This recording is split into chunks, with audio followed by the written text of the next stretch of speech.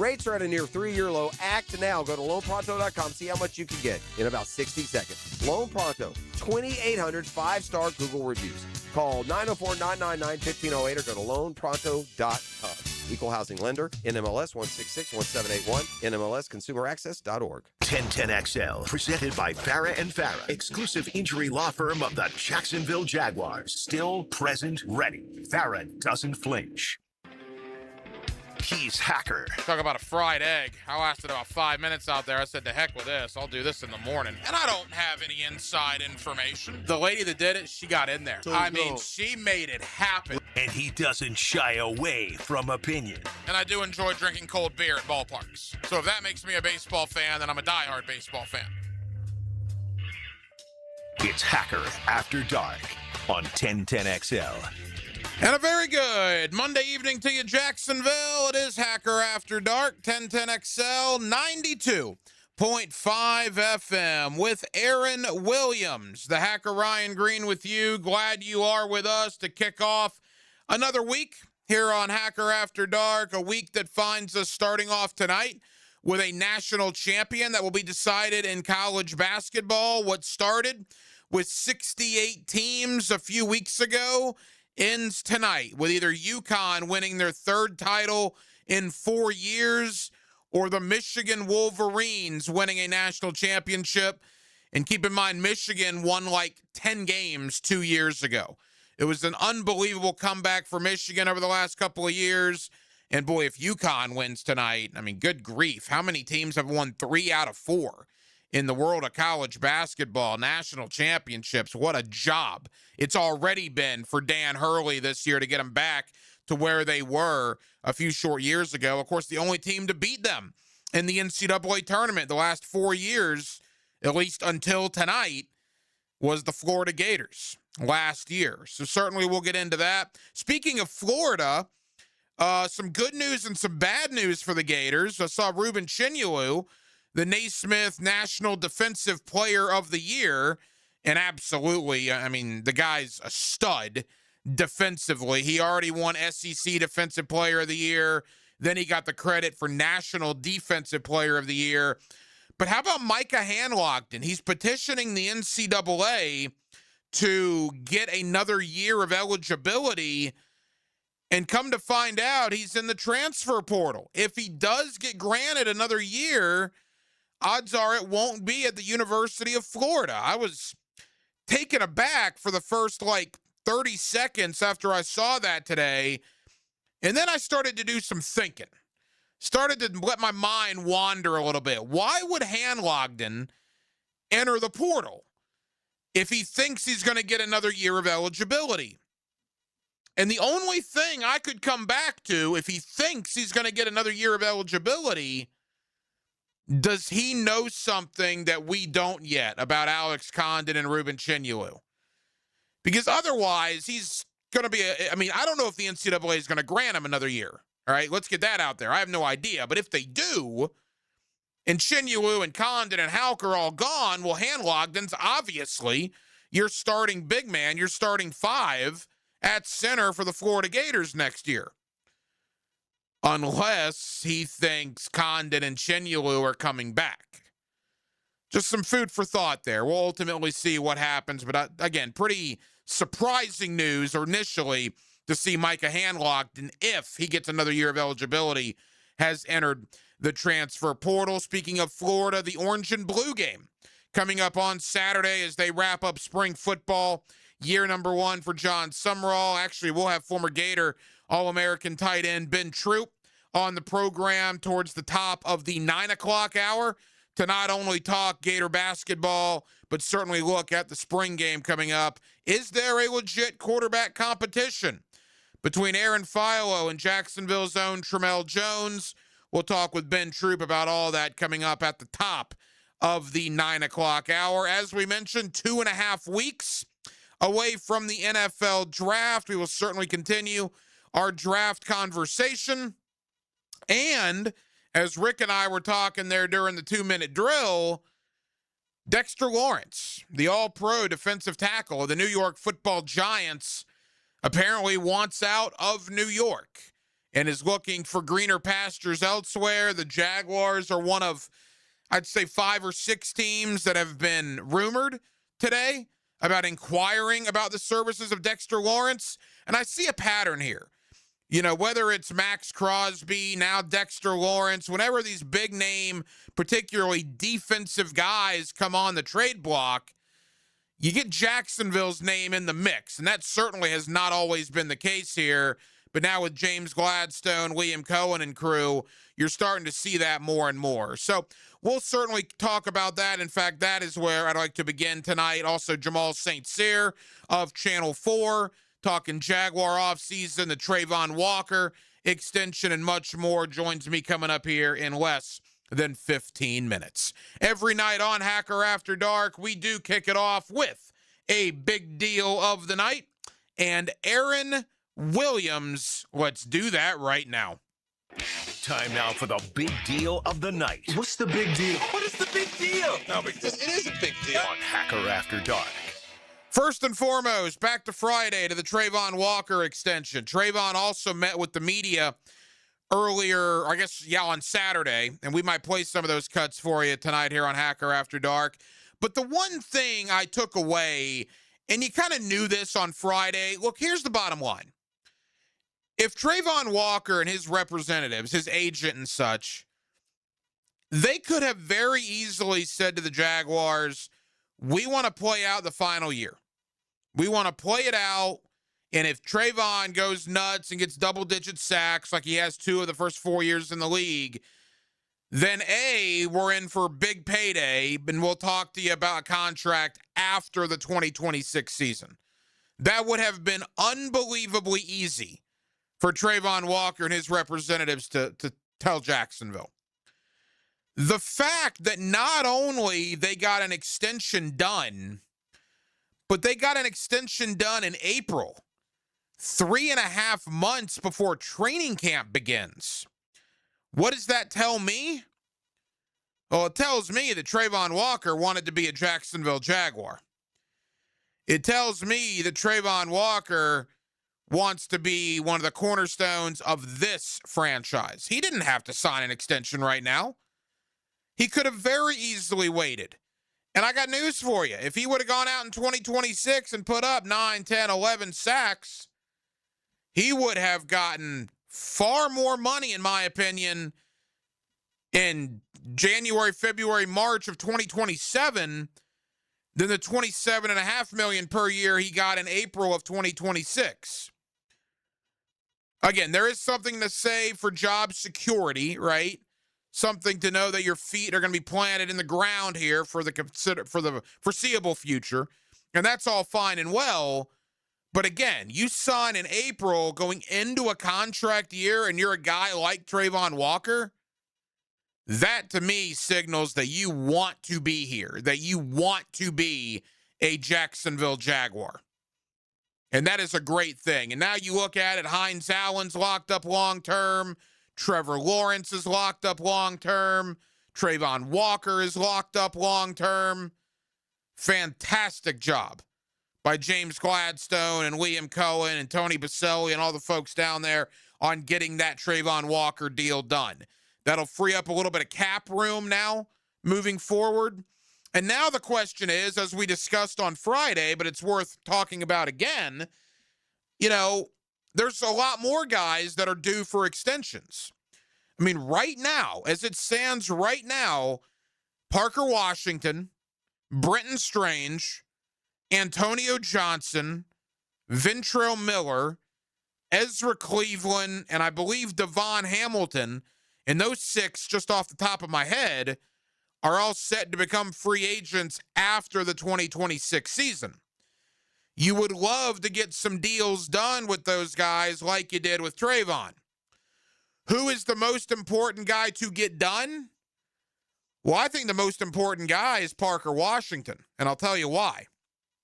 Parker Washington, there were not 10 receivers in the league better than Parker Washington in the last 5 games of last year. He had 487 yards receiving in the last 5 games of last year. He was unbelievably good. and you add the punt returning capability he brings in, he was great. Now, if you want to say who were the best receivers in the league in December of last year, and you can rattle off all the big names, but statistically speaking, there weren't 10 guys that had more than 487 yards in those 5 games. Parker Washington did that. The thing with Parker is, what is he, right? Is he a third or even a fourth option at times? Or is he going to become one of the centerpieces of your offense? Have you seen enough to give him 15, 16, 17 million per year? The interesting thing as well is, much like Trayvon Walker, if you're Parker Washington's reps, if you're his agent, his team, his management team, you say, well, look, we want our guy to play 2026 out. Because if he goes for 1,000 yards or whatever, then he is going to be in high demand after the 26 season.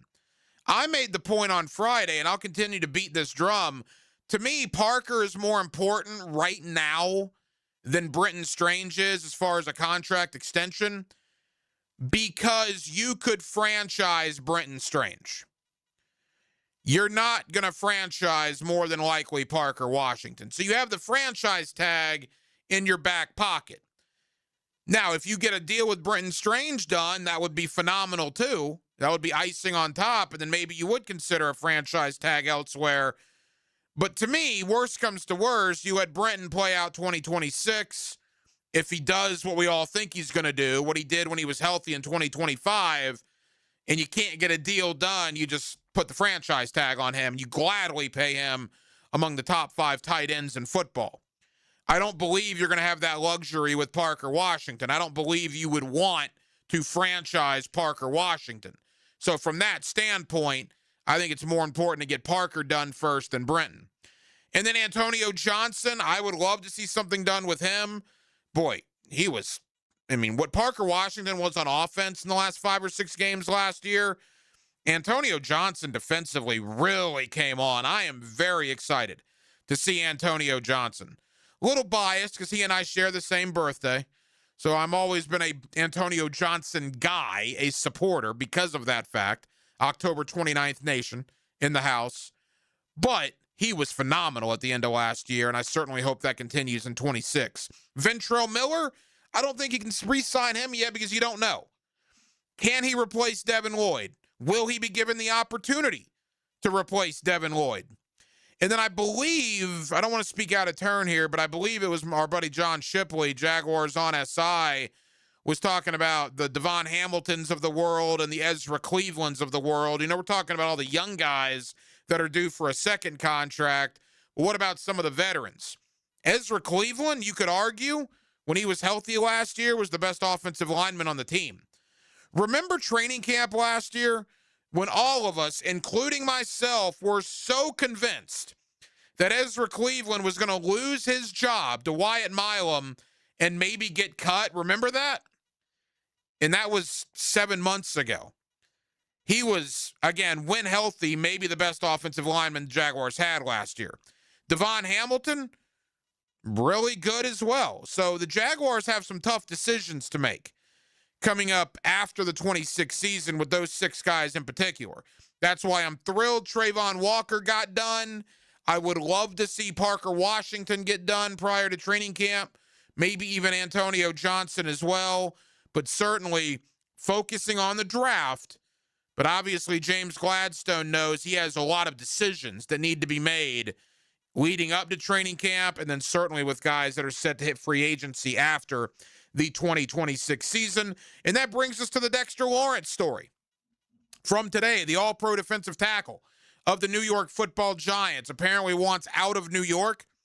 Boy, isn't it crazy?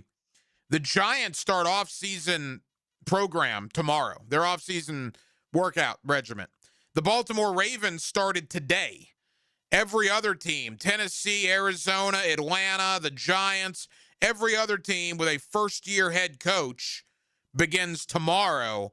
So like 10 teams will be in off-season workouts starting tomorrow. The Jaguars come in 2 weeks from today, April 20th, when every other team without a first-year head coach is allowed to start. But Dexter Lawrence with the Giants reporting tomorrow for offseason workouts. I guess his agent made it very clear today through Schefter and Rappaport and all those guys that he wants to be traded. He wants out of New York. And the Jaguars have come up in that conversation. I see Chicago is in that conversation along with some other teams. What is the price tag for Dexter Lawrence? Now, if you look at Dexter Lawrence's numbers, they don't wow you. I mean, you look at his tackles for loss, his quarterback hits, his solo tackles, his sacks. They're not anything that blow your socks off. But what he does is he eats up 2 and 3 offensive linemen so that your linebackers can eat, so that your safeties can eat, so that Trayvon Walker and Joshua Hines-Allen have one-on-one on the outside. That's what Dexter Lawrence does. Dexter Lawrence eats up a center and a left guard to where Trayvon Walker is one-on-one with the tackle. And I don't like the tackle's chances in a one-on-one with Trayvon Walker. So that's why you would want to go out and bring in a guy like Dexter Lawrence. Now, 28 years old. I'm not going to say he's old, but, you know, a 28-year-old defensive tackle.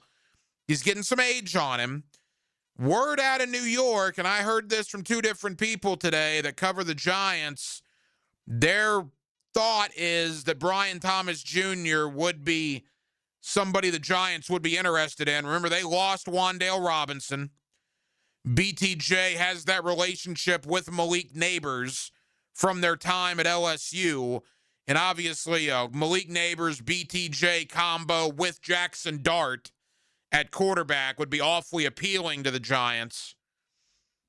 I don't know if I want to go down that road. I'm pretty locked in on wanting BTJ as a Jaguar in 2026. We had all that talk about do you trade BTJ earlier this offseason, all the rumors that BTJ was on the trade block that seemed to be completely unfounded as we talk about it in retrospect. Even for a guy the caliber of Dexter Lawrence, I don't really want BTJ being in any conversation. And how much draft capital are the Giants going to want? Probably considerable. So, again, as much as I would love the idea of Dexter Lawrence lining up inside of Trayvon Walker and Joshua Hines-Allen, at what price would it be? At what price would it take to make that happen? That is the question you have to ask yourself, and is it worth doing that? And to me, any conversation that involves Brian Thomas Jr. as part of that trade, I think would be too rich for my blood. I want to see, for a 16 or 17 game season, I want to see Jakobi Meyers, Parker Washington, and Brian Thomas Jr. That's what I want to see. I want to see those guys line up in a 3 wide receiver set with Trevor Lawrence, and I want to see what that will look like. Because there were times in December last year when we saw glimpses of it that it looked marvelous, that it looked wonderful. And I would love to see that. BTJ, Jakobi, Parker, mix in a Brenton Strange at tight end. That's what I want to see. So I don't want BTJ being sent out of town, as appealing as it would be to acquire a guy like a Dexter Lawrence. But we'll see. And what I do love, though, is, again, whether it was Max Crosby, now Dexter Lawrence, the Jaguars' name is always in the conversation, or at least it has been in the last couple of names that have come up, big names on the trade market. How often did we see that in the last 5 or 10 years, right? Not very often. You see the Jaguars legit in these conversations now, which I like to see. I'm a big, big fan of. Again, guest lineup tonight looks like this. We'll shift gears, talk a little AFC South, but a little Florida Gators spring game, orange and blue game on Saturday. We'll do that with former Gator All-American tight end Ben Troop towards the top of the 9 o'clock hour. We will keep you updated on the college basketball national championship, Michigan and UConn. Aaron Williams, the resident UConn fan here. What time are they tipping that thing off? A little after 9 o'clock tonight? Well, it's scheduled for 8:50, but we know that, They take That's a when long the time. lineups will be introduced. Oh yeah, no, I assume like I got a 9:04 tip off, maybe a little bit later than that. What are your emotions right now going into this game? Michigan has looked awfully good. Yeah, I'm super nervous. I don't know if UConn can win this. No, I'm just kidding. No, they're good. They deserve to be here. They've we were saying off air, they looked really bad against Duke. I mean, it can't get much worse than that. And they found a way to persevere and get back to it. And, by the grace of God and Braylon Mullins, they were able to hit that shot. Now, they can't go down 19 against Michigan tonight because Michigan, they've been putting it on teams. So they're and Michigan, they were a 10-win team 2 years ago. Yeah. The job Dusty May has done there has been nothing short of spectacular. So it's going to be a great story either way. Michigan winning the title or UConn winning their third title in 4 years. It'll be a great ending either way. Was it Michigan's? They haven't got a title since '89 or '90. Was or that the something Steve like that? Fisher team? Yeah. They obviously had the Fab Five with the Weber timeout in '93. Yeah, I don't think Michigan's won since '89. Long time ago, since before I was born. So, but UConn can do it. They have the talent to do it. They have the players to do it. But they have to defend, rebound like they've been doing, and they got to knock down shots. If they aren't knocking down shots, it's not going to be pretty for them. So we'll keep you updated at least as long as we're on the air tonight. Game starts after 9 o'clock, Michigan and UConn. And then, of course, we get a little one shining moment tonight. I'll be very excited to relive the Iowa three-pointer, the dagger through the heart of Gator Nation, which I can assure you will be a part of one shining moment, as will obviously the Bryson Mullins shot there in the Elite Eight to beat Duke. Coming up next, we're going to stay on the Jacksonville Jaguars. Let's talk about Trayvon Walker. Let's talk about the offseason so far, and let's look ahead to the draft 2 weeks from Thursday. My buddy Jamal St. Cyr of Channel 4 joins me next on a Monday night here in Northeast Florida. We're glad you're with us. Hacker After Dark till 10 o'clock on 1010XL and on 92.5 FM. Live streaming from the XL Digital Studios. Brightened by Harbor Dental Care, Jacksonville's first choice for dental emergencies. Hey gang, Prosser here. Have you been thinking about selling your home and you haven't pulled the trigger? Let me tell you about Chad and Sandy and the experts that will help you make that decision. Mortgage rates have dropped. They're expected to move lower. Home sales momentum is building, so now's the time to get your home ready to maximize your sales price. It's time to call Chad and Sandy, the proven experts to sell your home. Need to sell now, need to sell fast, need max price. Check, check, check. Chad and Sandy have the science behind it. Using their proprietary Market Max system, Chad and Sandy guarantee your home sold at an agreed-upon price and deadline, or they will buy it. Jonathan writes from Mount Pleasant. The only thing standing between me and my dream of hitting the road in my RV was selling my Mount Pleasant home. After hearing Chad and Sandy on the radio, I gave them a call. The results were unreal. In just 3 days, I had multiple offers at full asking price. So can you. Call the local experts I trust and recommend. Call Chad and Sandy, 414-6200 or ChadAndSandy.com. Jacksonville, Leon Searcy here, your lemon pepper guy. Locked in with Wingstop for Hoops Madness. The Final Four is here, and the move is simple. 30 wings for $30. Lemon pepper, classic, or mix them up. Get your order in now and pre-order so it's hot and ready right at tip-off. Visit Wingstop.com or hit the app and lock in that 30 for 30 deal while it lasts this weekend at Wingstop. For the madness, 30 boneless or classic wings with up to 3 different flavors, only at Wingstop. See Gators basketball from the eyes of the guy who lived in the swamp. Take time out with Patrick Young. Shoots and scores, and he got fouled. Friday morning at 8:30 on The Drill with Dan and Jeff. Tipped off by Southeast Orthopedic Specialists and Kuhn Flowers. Owning a house is kind of like being in an argument with your house. One day, it's the AC saying, I'm tired. The next day, it's the plumbing going, good luck finding that leak. Then the septic system joins the conversation. And nobody likes what it has to say.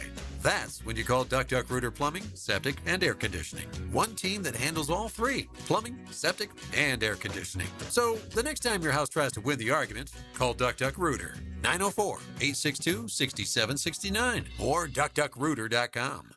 Checkmate. I'm Brendan Cecilia, founder of Checkmate Coatings. And I'm Chester, the Checkmate chess man. At most companies, people start on the ground floor and work their way up to the corner office. At Checkmate, I started on the ground floor, and almost 20 years in, that's still where I am, making ground floors look awesome, one garage at a time. Well, I started as a pawn and worked my way up to king. No, you didn't. Some guy drew you as a king. I asked them to give you a roller, so at least you'd look like one of the guys. Yes, I rather would have preferred a sword. At Checkmate, I work personally with our teams to perfect the preparation and application techniques that make Checkmate floors beautiful and durable. And I keep things classy with my adorable accent. Beautiful floors? Check. Guaranteed to last? Check. The finishing touch your home deserves? Checkmate. Transforming your floors, making them great.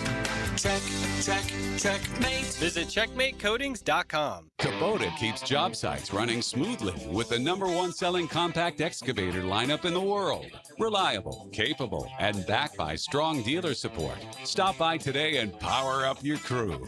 Right now, bring home select Kubota excavators with 0% financing available or save up to $7,000. Now through June 30th. See store or go to KubotaUSA.com/disclaimers for full disclaimer. Coastal Equipment on New Kings Road and in McClenny. Beat the spring cleaning rush and call Zero Res. Hicken here. This is the perfect time to clean those air ducts as you deal with allergy season, furnace and AC efficiency, post-winter, and more. Your air ducts are like the lungs of your home. If they're dirty, your indoor air suffers. Just check out the more than 8,000 Google reviews with a 4.9 rating. This month, take 20% off your whole home air duct cleaning. Pay less for more fresh. Call 287-5727 or go online at ZeroResJacksonville.com and ask for the 1010XL special.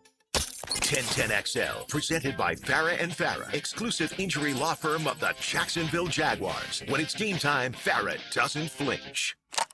Here's another call on the 1010XL hotline, driven by Key Buick GMC, home of the lifetime powertrain warranty.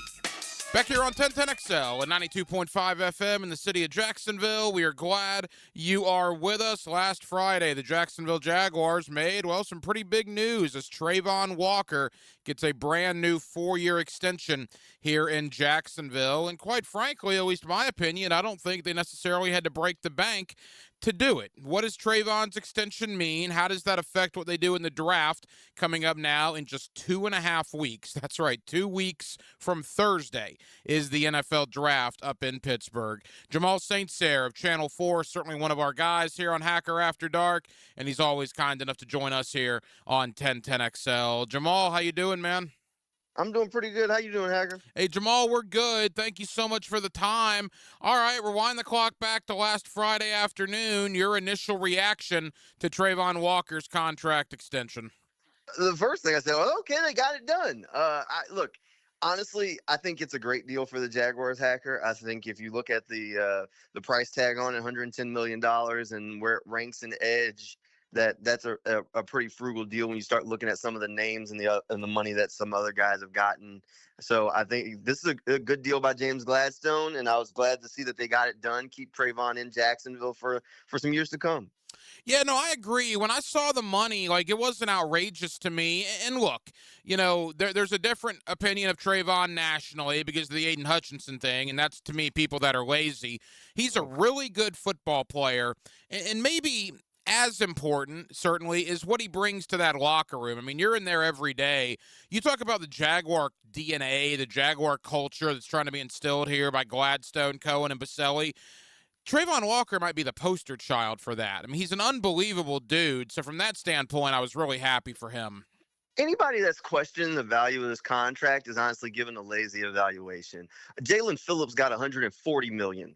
$140 million during free agency from Jalen Phillips. He's never had a 10-sack season, and he's had injury problems throughout his career. So you're telling me, there's no question in my head if you say, who'd you rather have on your football team, Jalen Phillips or Travon Walker? I'm not thinking twice. I got Travon Walker, who basically has no injury concerns. Dude's built like an old Ford truck that just keeps on ticking, and he's had double-digit sack seasons. And probably, I'd be willing to comfortably say probably would have had his third double-digit sack season if it wasn't for injuries that derailed him. I mean, he really literally had wrist surgery during the season to come back. The knee starts bothering him. He said this was the most banged up he's been since college, and really the first time in his NFL career we've really seen the guy get hurt. Anybody that's looking at it saying, oh, this price tag or this isn't a great contract, it's just because you're going back to he was number one overall and blah, blah, blah. Trayvon has been a good football player who's gotten consistently better each season that he's been in Jacksonville. And somehow you can look at him and say, I don't know if he's played his best football yet. That's the kind of contract I'd hand out. Jamal St. Cyr of Channel 4. And maybe importantly, too, Jamal, it appears Trayvon Walker wanted to be here. I mean, they could have played the long game with this thing, and if he would have had another double-digit sack season, he's either going to have to get franchised or going to get paid probably more in a few months than he did right now. But the fact that it gets done right now, it gives the team some cap relief moving forward. It certainly appears that he was a team player here and wanted to be a Jaguar. Absolutely. See, that was the holdup that I kind of expected was, hey, we'll talk about the extension, but overall, I expected Trayvon's camp to kind of hold out and say, look, Trayvon, go have another double-digit sack season and watch your price tag go up a little bit.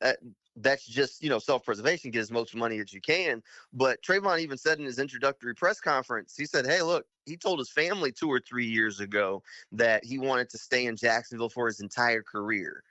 And I think that's still something that's valuable of guys that want to be Jacksonville Jaguars, guys that want to be here.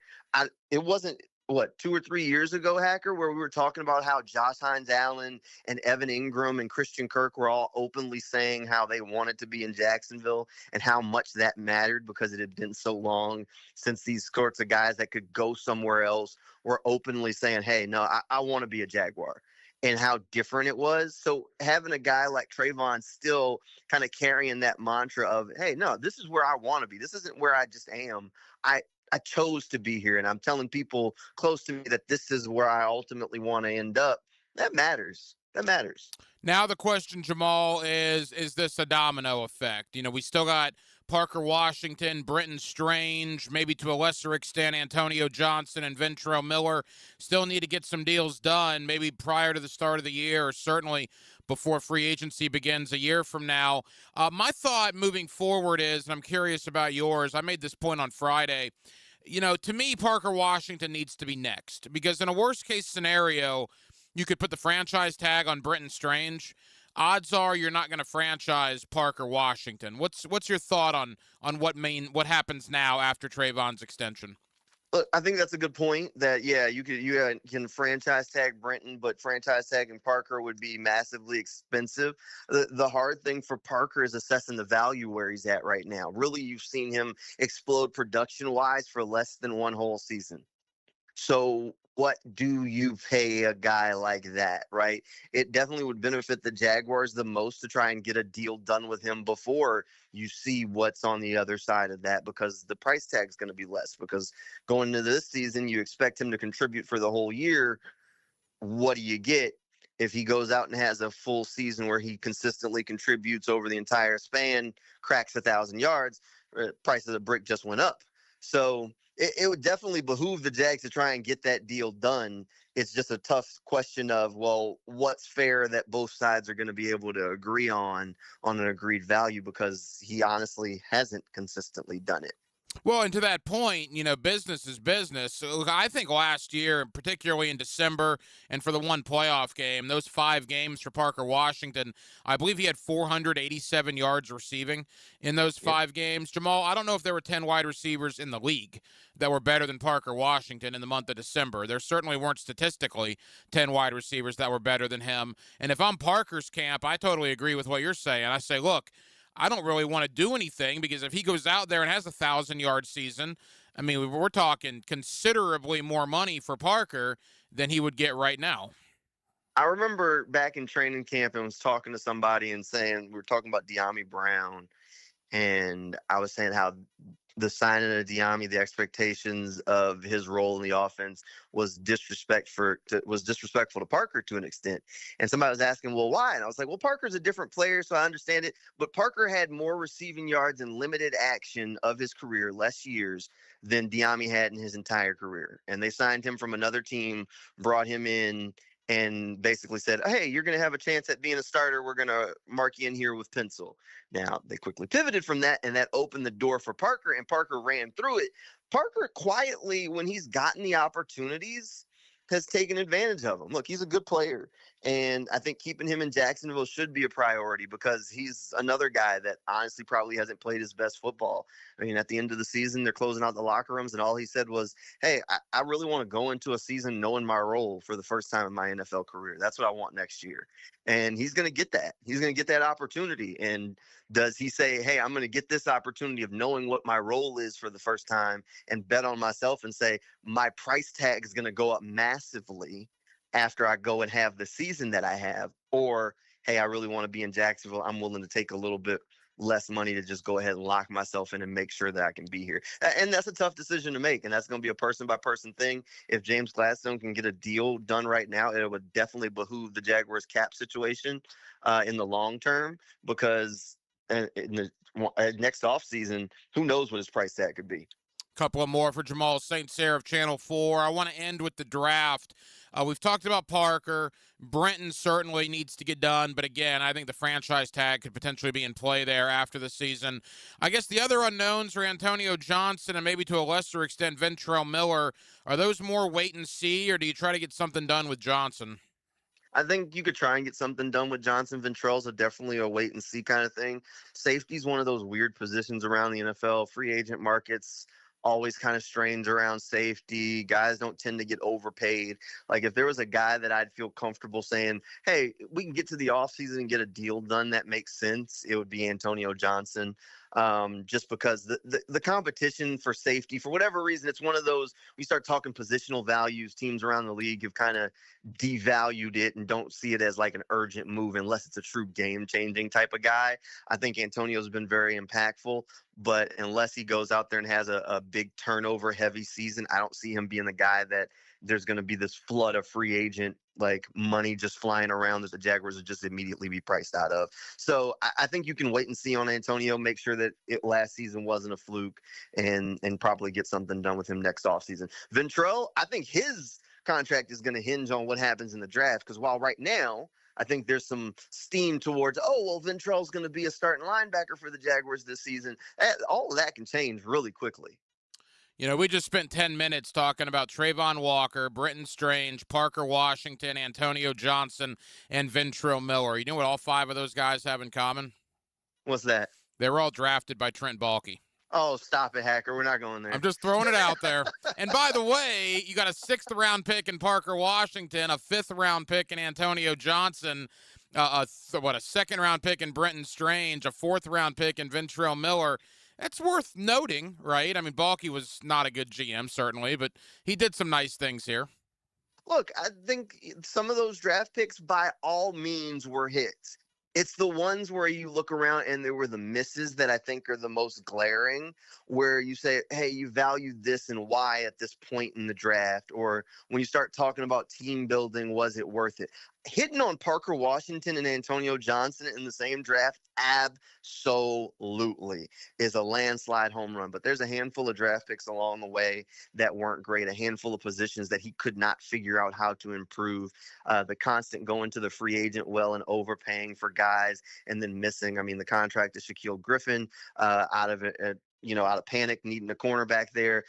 Foley Fatukasi, a guy who comes in, has injury concerns they have to move on from pretty quickly. You hand out a contract to Gabe Davis. I mean, the misses on his part go on and on, but there are certainly some draft picks that he hit along the way. I mean, hell, the trade for Cole Van Lannon during camp to get him into the building is another one that's a feather in the cap, but there are definitely far more missteps from Trent than the hits. You mentioned Cole Van Lannon. Give me 30 seconds. There's rumblings about that one, right? As far as injury, what happened at the end of the year, and, you know, if he's going to be going at any of the OTAs, mini camps, even training camp. I mean, what's your thought on that whole situation? I think we're going to have to wait and see. We're going to have to wait and see how that rehab goes and when he's going to be ready to go. If there's one thing that I think about that offensive line, Hacker, Liam Cohen openly talked about what was the stink that was masked by winning and mentioned the running game. That means that we should be looking at that offensive line under a little bit more of a microscope, because how do you improve the running game besides improving on the offensive line? Couple more for Jamal St. Cyr of Channel 4. Jamal, as we begin to wrap up the draft 2 weeks from Thursday, the Jaguars, as it stands right now at least, will get underway 2 weeks from Friday with 4 picks in day 2. They have 11 draft picks total. I think the consensus thinking is they're not going to make 11 picks. That seems like a lot. They might trade and move all up and down the board. But as it sits right now, the arrival of Chris Rodriguez, the re-signings of, Monteric Brown, now Trayvon Walker, Dennis Gardeck, everything the Jaguars have done, and everybody they lost, by the way, is your feeling defense primarily if they keep 11 picks? Is it going to be a mostly defensive-heavy draft? Yeah, I think this is a defense-heavy draft. I think there'll be some offensive guys sprinkled in along the way. I still think you got to add another tight end to the tight end room. I wouldn't count out adding another running back late in the draft just to say take another bite of the apple and see if you can find a guy. You struck out on Jake Bobo. Do you go for another big body kind of 6'4" kind of guy to replace Tim Patrick in that wide receiver room? So I mentioned offensive line. Like, I'm not counting. I think a lot of people are looking at that first pick right now, that second-round pick, and saying, oh, it's going to be linebacker or defensive tackle. But that offensive line, I'm telling you, how do you improve the running game? If that's the stink that was masked by winning, the quickest way to improve that is to be dominant on the offensive line. Somebody's got a target on their back in that group, because that is, if self-reported, that's straight from Liam Cohen. Okay, so how do you improve it? So you got to figure that out, and I think it wouldn't surprise me if they tried to add offensive line. So I think there's going to be a handful of offensive players along the way, Hacker.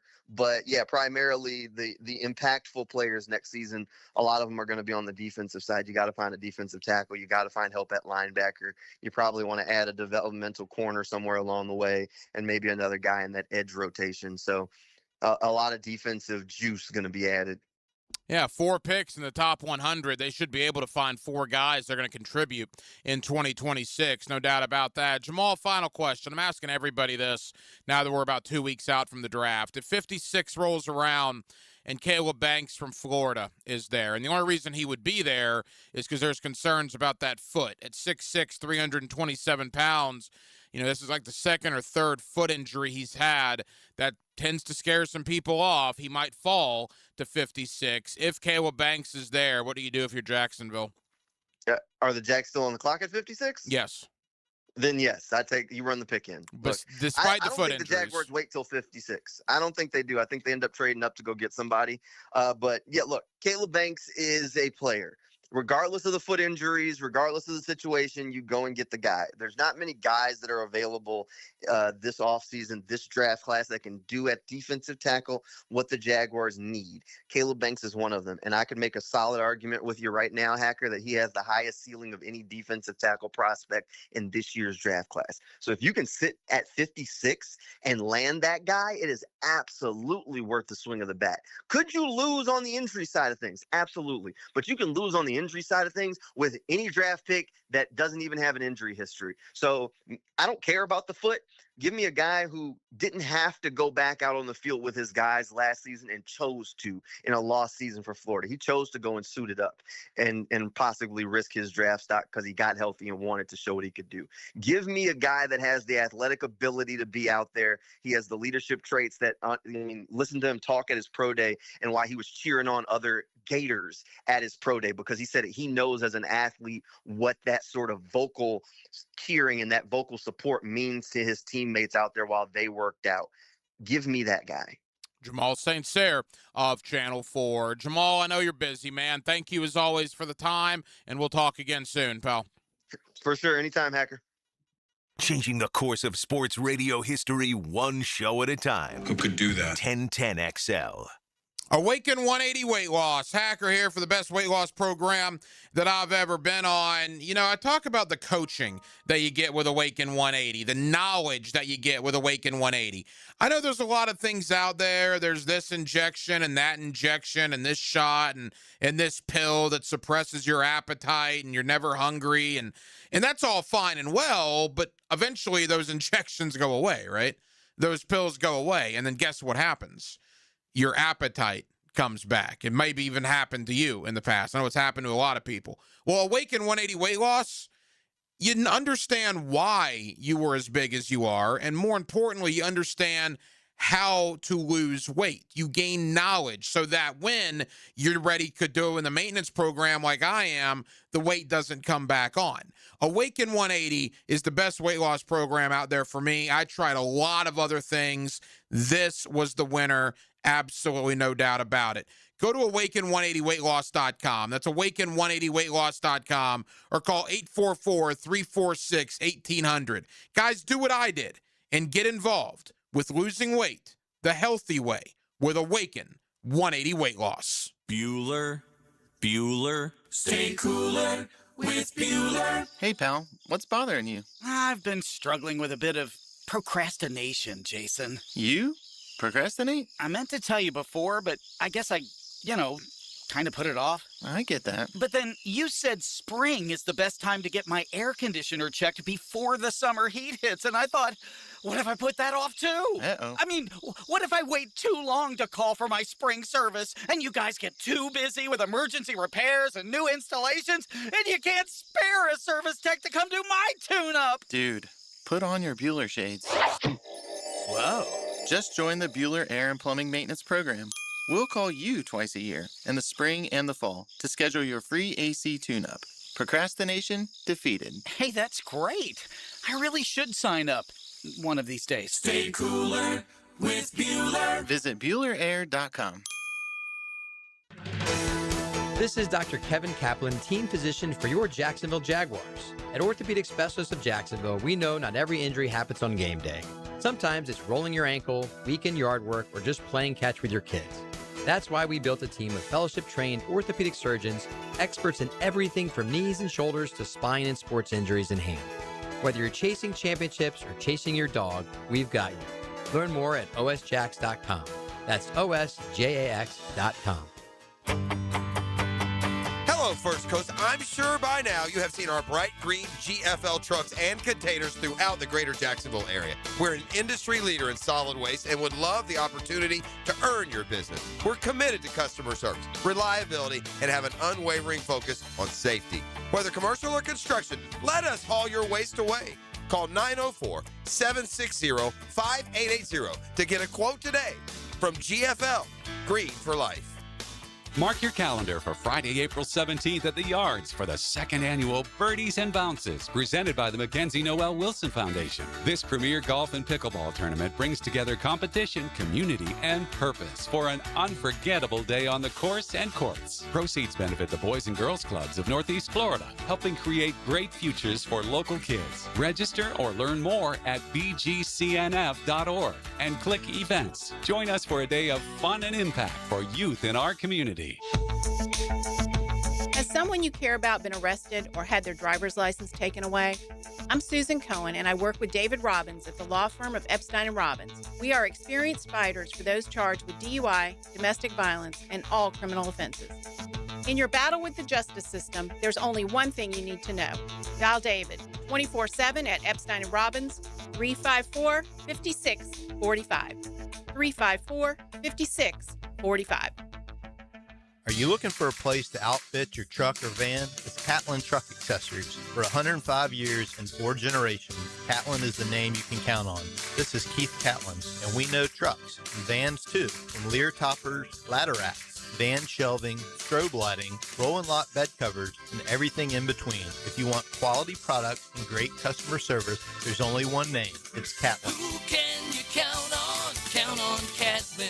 For 105 years, you can count on Catlin. 1010XL, presented by Farah and Farah, exclusive injury law firm of the Jacksonville Jaguars. Focused, fueled, fearless, Farah.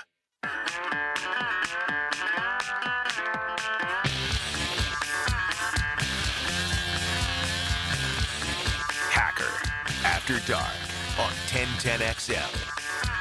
Thank you to Jamal St. Cyr of Channel 4 for joining us tonight here on Hacker After Dark. As we mentioned, the NFL Draft 2 weeks from Thursday. Now, as it stands right now, the Jaguars do not have a first-round pick.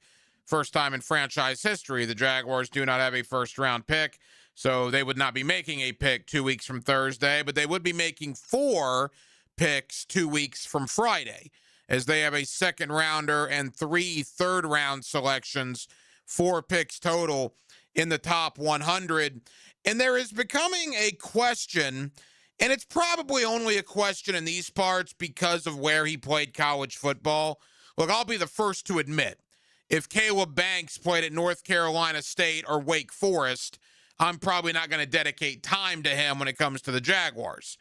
But because he played at the University of Florida, and he was pretty good for the University of Florida, and it's a position of need for Jacksonville, which is interior defensive line, it becomes an interesting question when it comes to the Jaguars and Caleb Banks. And say, well, why is it interesting? Well, there's no way that Caleb Banks was going to make it to pick 56.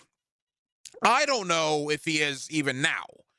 But 2 months ago, there was no way. Despite missing 9 games last year with a foot issue, Caleb Banks was not going to make it to 56. I had people that were in Mobile, Alabama at the Senior Bowl tell me he was the most dominant player in Mobile. And when you're the most dominant player at the Senior Bowl, you're just not going to make it to pick 56. But then for at least the second, but I believe the third time in the last 2.5 years, a foot issue flared up again with Caleb Banks after the NFL scouting combine. And this foot issue is going to keep him out until June or July.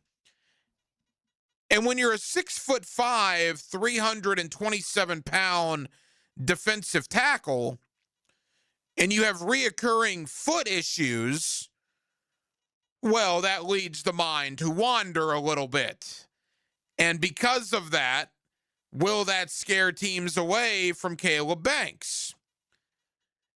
So in mock drafts, at least, he's starting to fall a tad.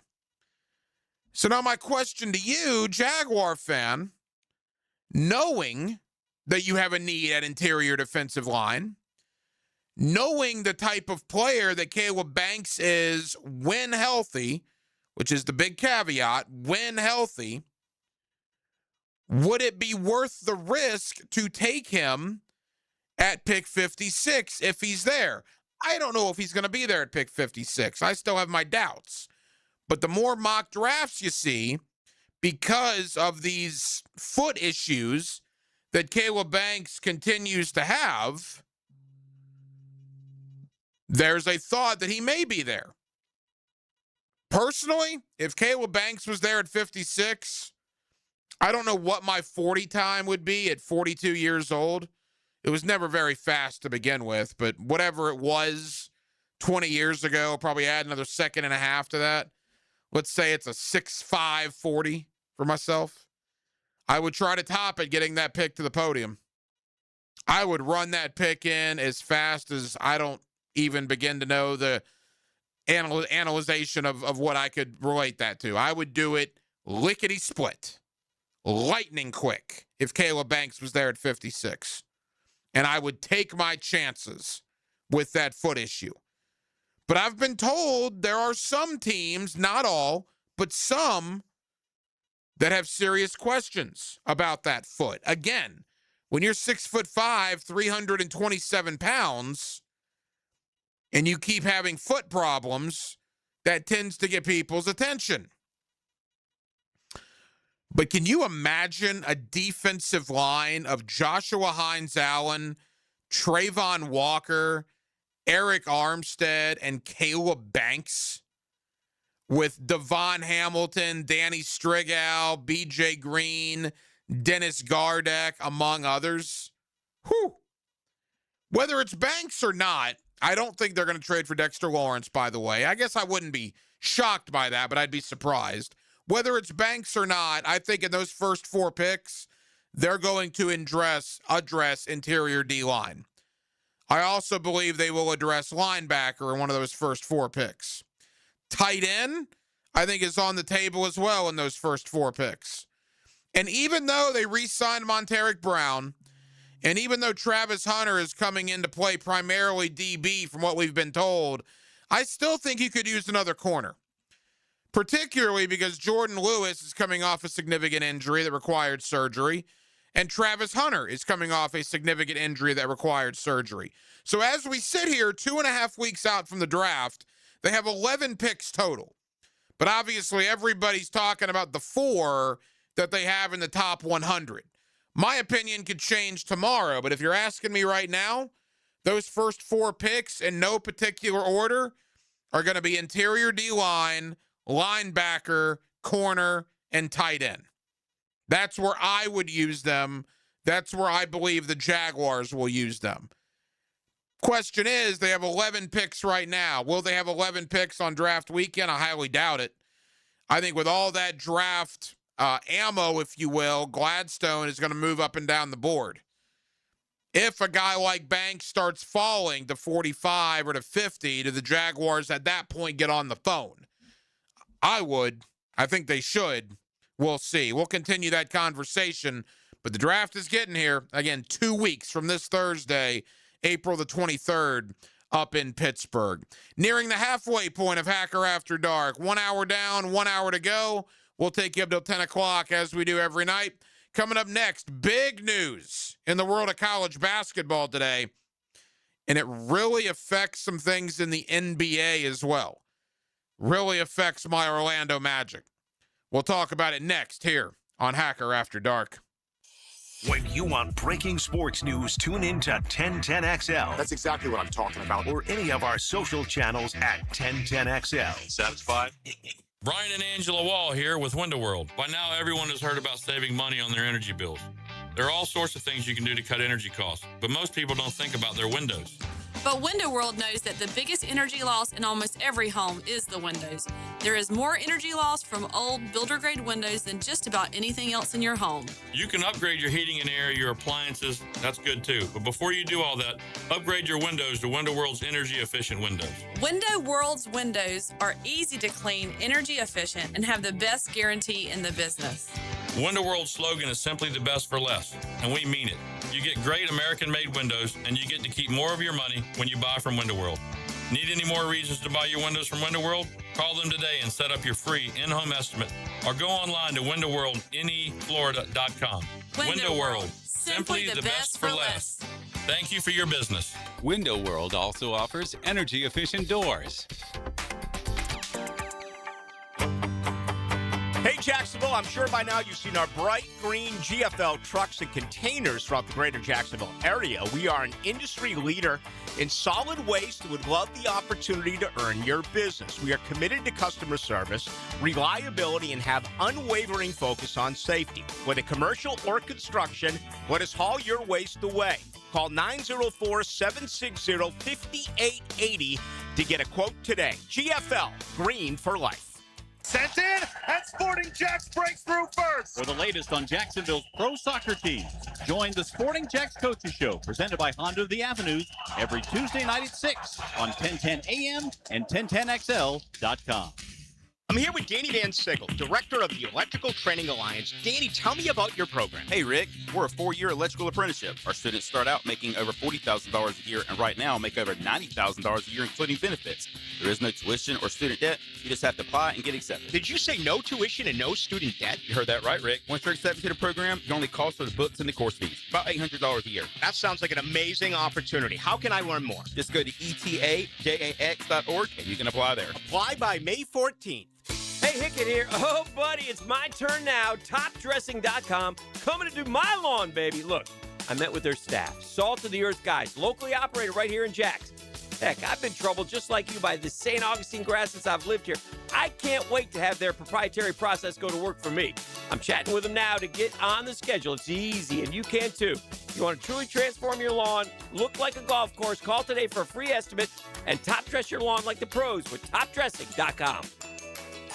At G&H Tires and Service, the G stands for great pricing. The H, well, that means honest service. For over 20 years, Roger and his team have helped Jacksonville drivers stay safe on the road. Need brakes, oil change, AC not blowing cold? Well, how about a super affordable $36 oil change? Affordable brake jobs, AC checks before summer hits, alignments for all these construction roads, and even free check engine light inspections. Locally owned, community driven. G&H Tires and Service on Beach Boulevard. 1010XL, presented by Farah and Farah, exclusive injury law firm of the Jacksonville Jaguars. Still, present, ready. Farah doesn't flinch.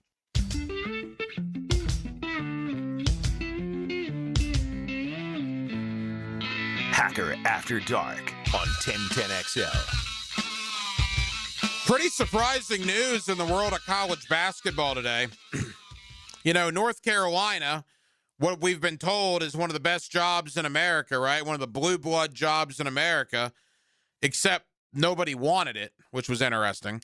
Everybody was using North Carolina to get contract extensions. And people were just saying politely, thanks, but no thanks to North Carolina. You know, North Carolina, after you look at Roy Williams, obviously was great. Dean Smith was phenomenal, but there have been some stinkers there. Doherty and Hubert Davis. I mean, there's have been guys that have not worked out for whatever reason. Although I don't disagree that it's a great job. I just think maybe it gets a little too high on its tier sometimes from the outside, calling North Carolina a blue blood and one of the greatest jobs in America. I don't know now in the land of NIL and the transfer portal if that's necessarily the case. But again, you had a lot of guys using North Carolina to get contract extensions and more money from their current teams. And then it came to Billy Donovan, and we were thinking, all right, well, Tommy Lloyd took his name out, and this guy took his name out, and Dusty May wasn't going there. So North Carolina would turn to the pro ranks and go get former Gator head coach Billy Donovan. Well, they turned to the pro ranks, but not to Billy Donovan, as they reportedly have agreed to terms with Mike Malone, the former coach of the Denver Nuggets, who won a world championship with Jokic in Denver a few years ago, got fired in Denver right about this time last year, as a matter of fact, was not currently coaching in the NBA. He is going to be the brand new head coach of North Carolina. And when I saw that earlier today, I was ticked. Because all indications were when the Magic fired Jamal Mosley at the end of the year, that Mike Malone was going to be number one on their list. Obviously, that is not going to happen now. So if you're an Orlando Magic fan like I am, your number one guy, or at least my number one guy, Mike Malone, is not going to be the coach of the Magic in 2026, 2027, which is unbelievably unfortunate. Now, I know Orlando is destroying Detroit's JV team tonight. The Pistons aren't playing a couple of their guys. And I'm happy. I'll root for Orlando. They're about to win their 43rd game of the year. This will be their third win in a row. That's called a winning streak, right? It has happened before. So we'll see what Orlando ultimately does, but odds are they're going to be in the play-in.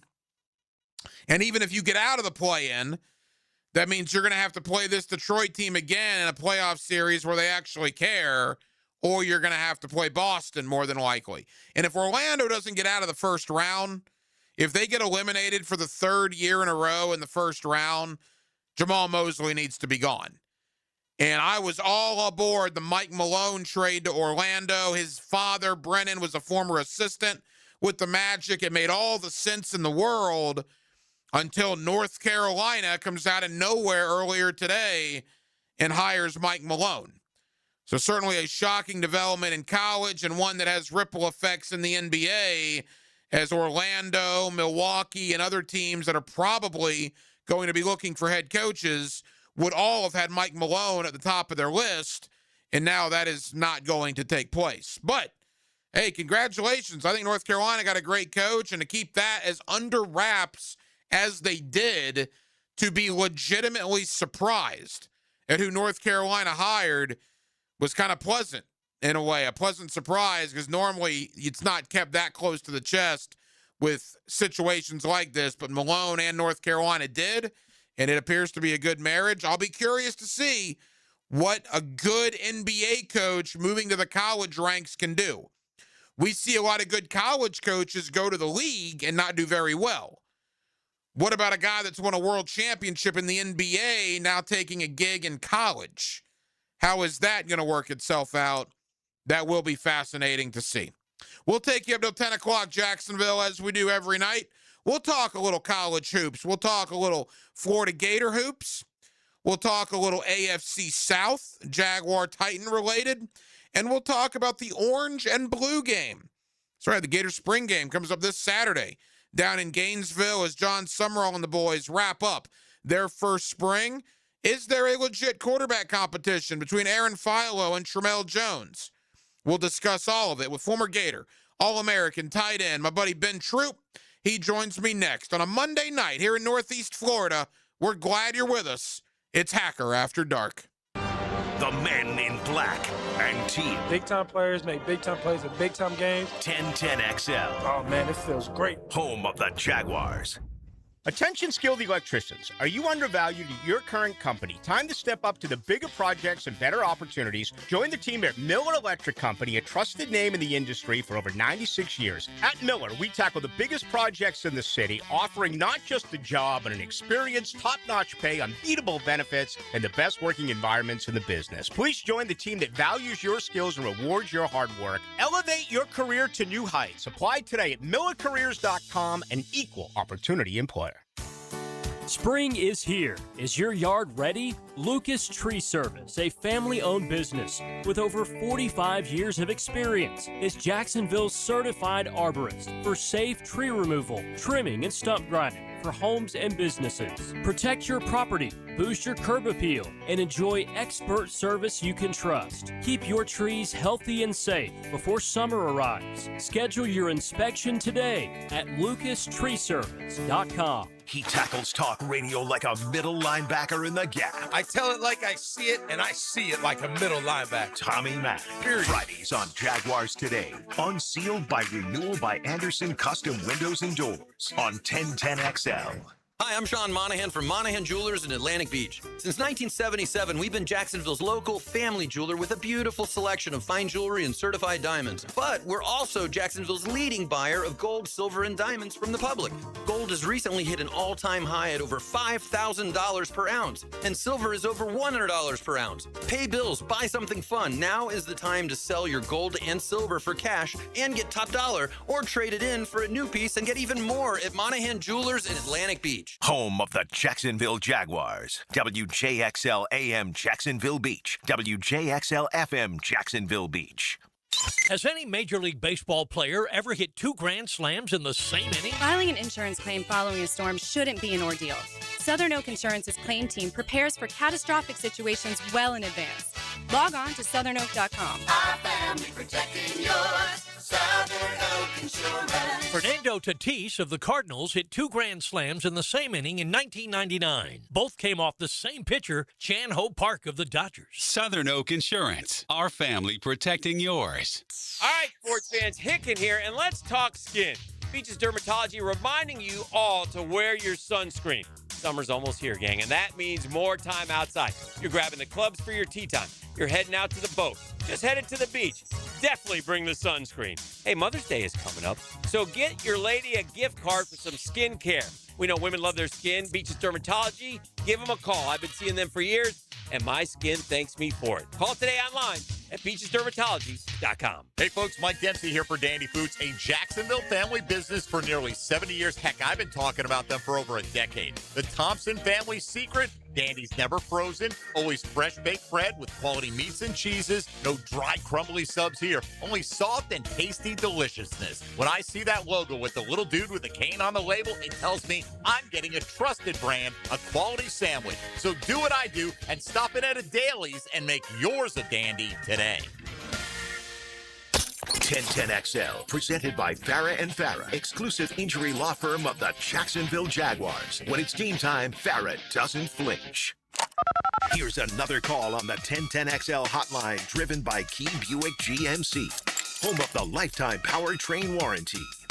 Back here on 1010XL at 92.5 FM in the city of Jacksonville. We are glad you are with us this Saturday, the Orange and Blue game down in Gainesville, as John Summerall already wrapping up his first spring on the job. Is there a quarterback competition going on between Aaron Philo and Tramel Jones? We'll certainly talk about that.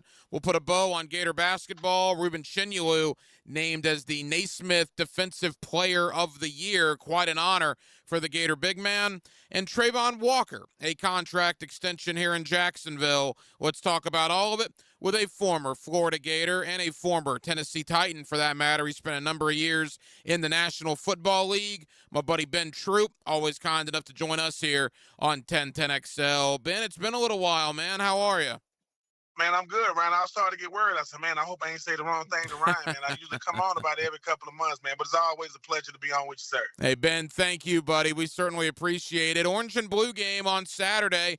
First and foremost, let's go back to your playing days. It's got to be cool, right, to get out there to end the spring in front of the fans, to play against your teammates in a spring game environment. What can the players look forward to on Saturday? They finally get to hit each other for real. I mean, you do some live, you have some live sessions during the spring, but it's usually very scripted. And, I mean, I know they can't say this, but it's the end of the spring. Like, when you do the spring game, that's it. I mean, I love you guys, but I am sick because they spread these practices out. You know, they have a practice every other day. They're trying to get 15 practices in. But I do want to leave on a good note. But yes, my friends going to be there. My family going to be there. The fans going to be there. But I want my coach to know I've gotten better in a year. I've gotten bigger. I've gotten faster. I've gotten stronger. But I became a better player. And no matter what, I want to leave a lasting impression because the next time we see each other, it's going to be for real. It's going to be in the summertime, getting ready for the fall. So I know that I want these coaches to know, one, I've gotten better, but two, the most important thing, they can trust me when it's time for the real games to come. You know, look, and I'm not going to make too big a deal out of it, but it is the first John Sumrall experience that some fans will see on Saturday down in Gainesville if they're going to the orange and blue game. I imagine Sumrall, the coaching staff, the players even, probably want to put on a little bit of a show for the fans on Saturday. You hope so. And Coach Sumrall is a guy who, because he played in the SEC, because he made his way through the coaching ranks from Troy to Tulane, now at Florida, he knows that he's still in the, kind of like the interview process when it comes to the fans. Yes, you've won it over with Scott Strickland. Yes, you got your coaching staff, but he still knows that because of the previous regime, whether it has something to do with him or not, and where the previous guy came from, the Sun Belt, just like him, people are saying, hey, is this guy really ready for the big times? Because not to name names, but there's a school on the Panhandle who for 2 years in a row, they're not doing a spring game. There's a reason why they're not doing it. Sumrall is not in the position to say, could you imagine, Ryan, if he said we're not going to do orange blue? People would go. Spring games have become the biggest game that doesn't mean anything that we've ever seen in college athletics. But I do think he's going to put on a show. I think he's going to give both of those quarterbacks an opportunity to go out there and put on a show. But I think this defense, I mean, you don't want to see no spring game that's 56-50 because then it's got a good offense, got a bad defense, but I do think he's going to put on a show on Saturday. Former Florida Gator All-American tight end Ben Troop with us here on 1010XL in Jacksonville. Ben, I agree. I go back to my childhood. I mean, obviously I remember the great games, but I remember the orange and blue game, right? I had great times at the spring game back in the day with Spurrier in the early 90s, and I think it's ridiculous that Florida State is not putting on a spring game. Like you mentioned, 2 years in a row, there is no Garnet and Gold game. That, to me, is absurd. The biggest storyline for Florida, I guess, is quarterback, right? I mean, Aaron Philo comes in with Buster Faulkner. One would think that he's, going to get the job. Tramel Jones might have complicated things a little bit this spring. What are you hearing about that quarterback competition? I'm hearing it's very, very close. I'm hearing it's 50-50 right now. Both guys have looked really, really good. And obviously, Philo is going to have a slight edge because he understands what Faulkner wants to do coming from Georgia Tech. But if you are Tramel Jones, I'm saying, look, I grew up wanting to be a Florida Gator. I know everybody thought I was going to hit the transfer portal. That makes competition, when you got quarterback competition, that makes it good for the skill guys because you ain't got time to play. I got to go out there and make sure I'm running good routes. I'm getting open. I'm reading my keys. I'm doing the things I need to do with both guys in there. Now, just like I know, Ryan, the closer we get to the fall, a guy go from 50% to 51%, 52%, because you're going to have to name a starter, and nobody's going to like it as far as like the quarterbacks. Whoever is the starter, the other guy going to have to grit it and bear it, and vice versa.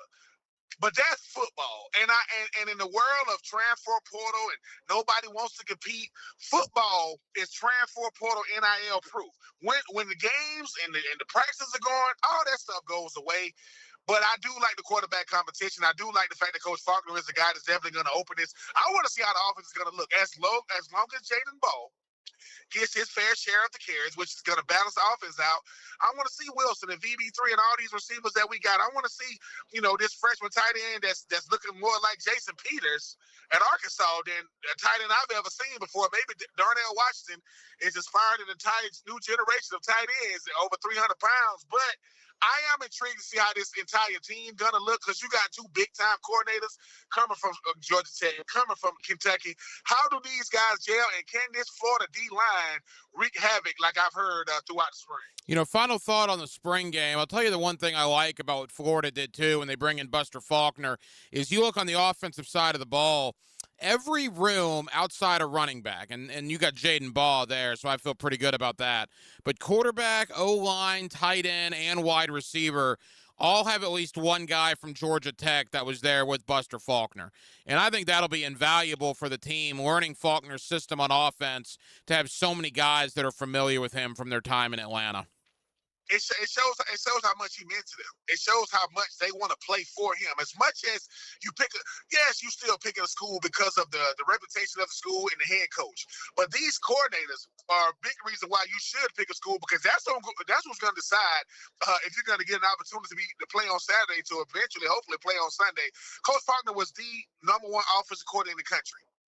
So when you look at what he brings to the table, these guys understand, hey, I know how this guy's run his offense. And you always want to have guys that understand the system to kind of show the new guys on the team, hey, I know this is a same system, just a new location. He's going to run the same thing here he did up there at Georgia Tech. And, yeah, it says a lot about him. But I think that Coach Summerall did a really, really good job of putting the staff together. I was really, really impressed him bringing Bam Harmon, a former teammate of mine, because he had Bam at Troy, and he brought him over to Tulane.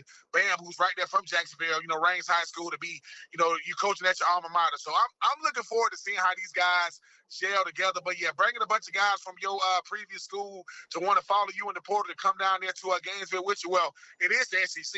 It is Florida, but I think Coach Faulkner shows a lot about his reputation as a coach. Former Florida Gator All-American tight end Ben Troop. Ben, I want to ask you about almost a future or a former Gator. He's going to be drafted in the National Football League in 2.5 weeks, and that's Caleb Banks. There's a lot of talk here in Jacksonville. The Jaguars certainly need an interior defensive lineman. I didn't think there was a chance that Banks would get to pick 56, which is where Jacksonville selects. But all of a sudden now, another foot injury for Caleb Banks. This is the second or third on the same foot, and it's 6'5", 327 pounds. Are you concerned about that for Banks? Because when he's healthy, he's dominant, Ben, but those foot injuries can be issues. I am concerned about it because it's not something you could stray away from. He wasn't able to compete, for his pro day because of that foot. Wasn't able to really blossom the way we know he could at Florida because of that foot. At a certain point, there's a difference between being hurt and being injured. When you hurt, you can play. When you injured, you can't. And he's on the injured list more than he should. And just like I know, Ryan, he's getting hurt before he gets the money. You're going to get hurt in the National Football League because that's your livelihood. You ain't got to go to class. But you pushing up against the best, interior offensive linemen and centers in the world. I do think he's still going to get drafted high because if you are a scout, if you are a GM, you pass up on this dude too much. He's gonna get healthy and he's gonna hurt you. I don't think he goes past the second round. I can see him going late in the first round. I think teams like Chicago, maybe even New England, might try to get a guy like that. But you're right. When he's healthy, there is no better interior defensive lineman in the country than him. I don't care where he played at, but as a person that had to deal with foot injuries throughout my time in the National Football League at my pro day, back in 2004, I just wrapped my ankle up. I ain't never had no ankle injury, and these scouts got to ask me, man, what's up with the ankle? It's the littlest things that will make you drop when you're supposed to be a top pick. But Caleb, he's going to be fine. He's going to get drafted in the top, I would say top 60 picks. I agree with you. If he makes it to pick 56, you got a first-round talent in the second round. And you talk about, we're going to get to Trayvon Walker and Josh Hines-Allen and Caleb. You can have some series. My Titans going to have a lot to deal with dealing with a D-line like that. Yeah, I would love to see Caleb Banks in a Jaguar uniform. We'll ultimately see what happens. Quickly, because we're talking football, I want to ask you about Trayvon Walker. You obviously are in the state of Georgia. You know it very well. Trayvon Walker starred at the University of Georgia. He gets a huge contract extension here in Jacksonville. Ben, what was your reaction on Friday when that news came down? Well deserved. Let me say first and foremost, I was dead wrong about Trayvon Walker. I thought he got drafted way too high, being the #1 overall pick, but I was wrong. But I got to give all the credit in the world to Josh Hines-Allen. When you got a guy drafted extremely high, who had to kind of grow into his position as well, and that's the guy that's going to be mentoring you. They're not the best tandem in football. To me, they top 5. I think Trayvon and Josh Allen, they top 5. Now you got Will Anderson Jr. Will Anderson, Danielle Hunter, those guys, but Trayvon Walker, to me, is what you're supposed to do with a number 1 pick. You give him a chance to grow. You give him a chance to show that, hey, I still think he need to work on a couple of more pass rules because his pass rush move is the book. I'm going to bull rush you. If he can just add a couple more tools, he has everything you want, and I think it's well-deserved. It says a lot about the Jaguars organization and how they see him. And when you was on a team that was bad and you had a lot to do with the turnaround, you reward that. The goal is to draft, right? The goal is to go out there and develop, and right? And to replenish the well. So congratulations to Trayvon. I think he's a very, very good young pass rusher. I still think his best years are ahead of him. And if you are in the AFC South, you're going to have to deal with this young man for a long time to be tandem with Josh Hines-Allen on the other side. Yeah, I like the deal for Trayvon Walker here in Jacksonville. You mentioned your Titans. You were a former draft pick of the Tennessee Titans. Boy, they had a lot of money to spend, Ben, and they spent it, man. I mean, they've brought in like 20 guys in free agency, just crazy. Now, that could go one of two ways. We've seen that work, and we've seen that blow up in teams' faces. What did you make of what Tennessee has done this offseason?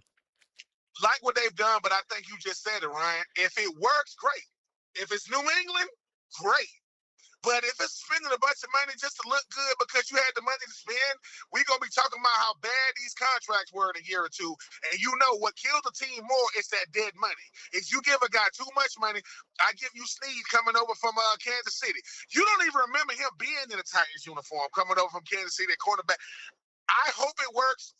But the thing about it is this. If the Titans can't beat your Jags, if the Titans can't beat Houston, it's going to be much to do about nothing. You build your team to beat the best team in your division. Well, right now, I think you guys are the best team in the division. I think Houston is right there, and nobody's afraid of Daniel Jones. He got a bunch of money. We'll see if he's the guy. But, yeah, the Titans had, on paper, man, they doing some stuff. They look good in that perception thing, but we live in a reality-driven world. If that doesn't result to wins, it's going to be much to do about nothing. Final moments, the former Florida Gator All-American tight end Ben Troop. Ben, let's end with basketball. Certainly, it was not the ending that we wanted in the loss to Iowa, but since the loss, I mean, some good news, right? Boogie Flan, Isaiah Brown, Urban Klabsar, Alex Lloyd. I mean, all the young guys have announced that they're coming back.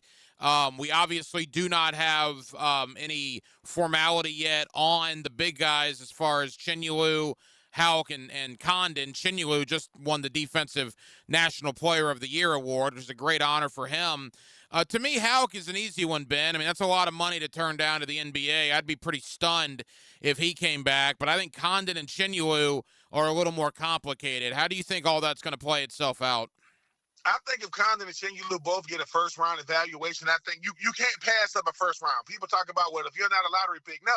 If you're a first-round pick, you have to go to the National Basketball Association because that's guaranteed money and you're already on the team. Now, if they start talking about second-round evaluations, I think you got a shot to get both of those guys because a second-round eval definitely becomes a first-round eval if you come back in 2026, as long as they don't lay an egg. And I don't see them laying an egg, even if the SEC basketball has gotten really, really good and really, really competitive over the coming years. But, yeah, I give Coach Golden a lot of credit as well, man. I mean, he's building a juggernaut, and it was shocking that we lost to Iowa. Iowa did go deep into the tournament.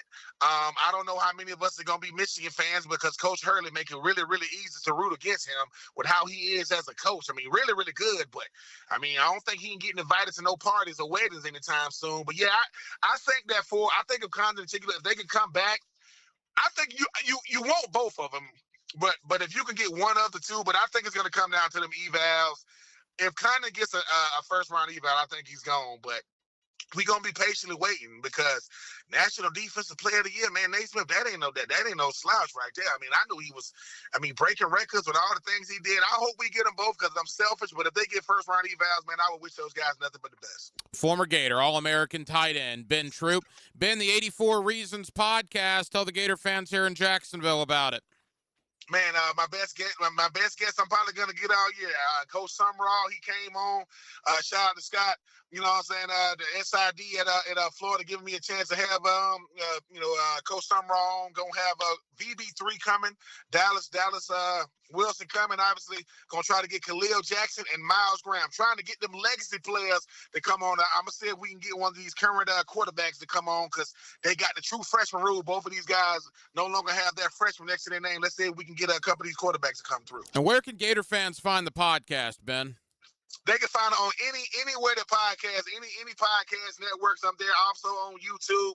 This 84 Reasons has taken on a life of itself. Coach Summerall, for 20 minutes felt like an hour and 20 minutes. That dude, I don't know if he drank Red Bull or whatever he does, but if I was we played at the same time, I would want to play for a guy like that. He doesn't mince words. He's going to be who he is. And if you don't like it, you might as well get used to being mad because I hope he's around for a long time.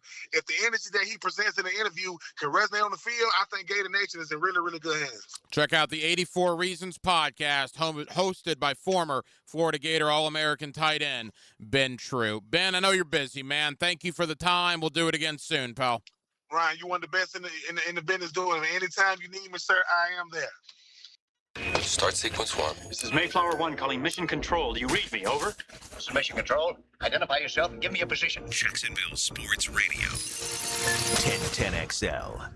Your tax refund has plans. A vacation? A flat screen TV? Well, your plumbing has other ideas. If you've been putting off a major repair, this is your chance to get the work done and save money. With the tax refund plumbing upgrade from Duck Duck Rooter, get $500 off any major plumbing repair over $5,000. That's real savings. Duck Duck Rooter delivers honest, upfront pricing and experienced pros who do it right. Call to schedule a free estimate. 904-862-6769 or duckduckrooter.com. Financing is available.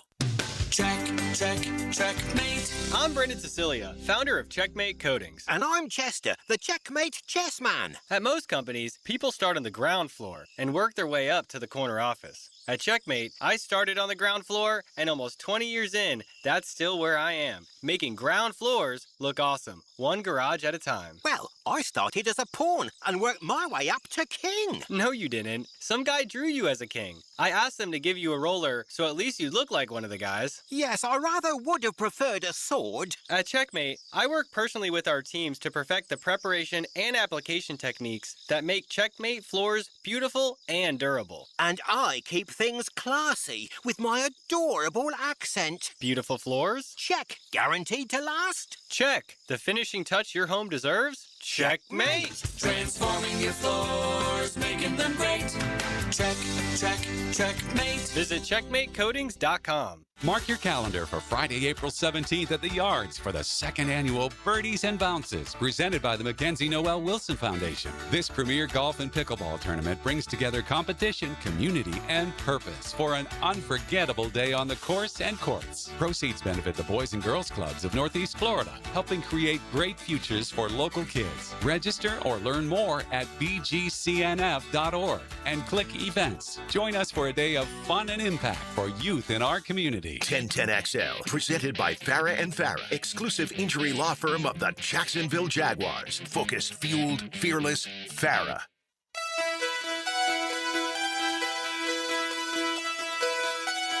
Hacker After Dark on 1010XL. National championship game ongoing, kind of a defensive slugfest right now. About 6 minutes to go in the first half. Back and forth they go between UConn and Michigan. UConn, a 23-21 lead. Of course, a Husky win tonight. That's 3 national titles in 4 years. That's pretty crazy if Dan Hurley and the Huskies can do that. Whereas Michigan was just awful 2 years ago. They hired Dusty May, and they are on the verge of winning their first national championship in a long, long time. It's a good one. Under 6 minutes to go. UConn up 23-21 there in the first half. Coming up next, back into the Jacksonville Jaguars. Let's look at the draft. Let's look at the Jaguar offseason. Let's certainly spend some time on the Trayvon Walker re-signing from last Friday. Jordan DeLugo of Generation Jaguar joins us next on a Monday night here in Jacksonville, Florida. We're glad you're with us. Till 10 o'clock, as always, it's Hacker After Dark. Hear the big moments and game-changing plays. That is another pick six.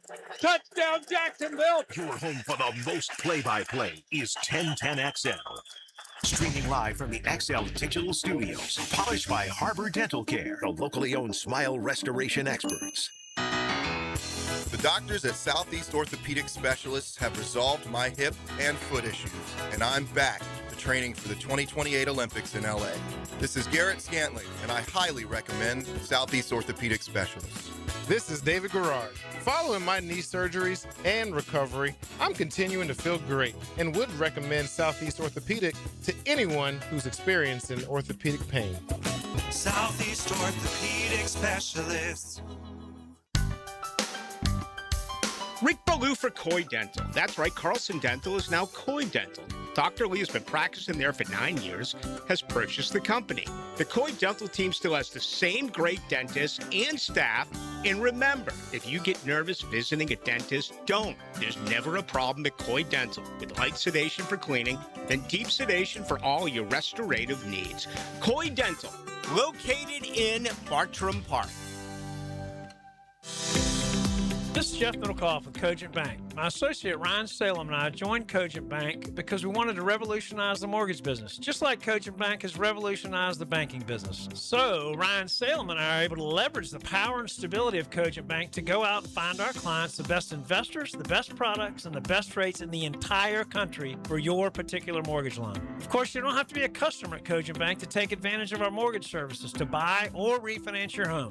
We offer jumbo loans, VA, FHA, conventional and investment loans. At Cogent Bank, we offer mortgages nationwide, so we can help you with a second home or help a family member who lives or is moving to another state. Call Ryan Salem or myself, Jeff Middlecoff, at Cogent Bank today, 904-442-9191, to see how we can help you with any of your mortgage loan needs, whatever or wherever they may be. Member FDIC, Equal Housing Lender, Cogent Bank, NMLS ID 402296, Ryan Salem, NMLS ID 1182429, Jeff Middlecoff, NMLS ID 249086. Wesley Financial Group is not a law firm, and Chuck McDowell definitely not an attorney. This is Chuck. If someone talked you into buying something really silly and you want to get out of that silly little thing, my advice, get the facts. Call me and I'll send you our timeshare exit kit absolutely free. Inside, you'll learn how timeshare works and all your options for cancellation. Call Wesley now for your free exit information kit. 800-791-0000. That's 800-791-0000. Hello, I'm Ed Jackson, president of Ned Jackson Income Tax. Ned Jackson Income Tax has been preparing tax returns in Jacksonville for over 80 years. Our tax preparers at Ned Jackson Income Tax have years of knowledge and experience to help you get your highest possible tax refund and are fully trained on all IRS updates, including the One Big Beautiful Bill. Visit one of Ned Jackson's 4 locations, including our downtown office at 255 North Liberty Street. That's Ned Jackson Income Tax, 356-0349. Baseball is back. Jumbo Shrimp Baseball at the newly renovated VyStar Ballpark is your home for affordable family fun. Tickets start at just $5. Fireworks after every Friday home game and kids around the bases after Sunday games. Log on to jackshrimp.com for tickets and details. Jumbo Shrimp Baseball, affordable family fun.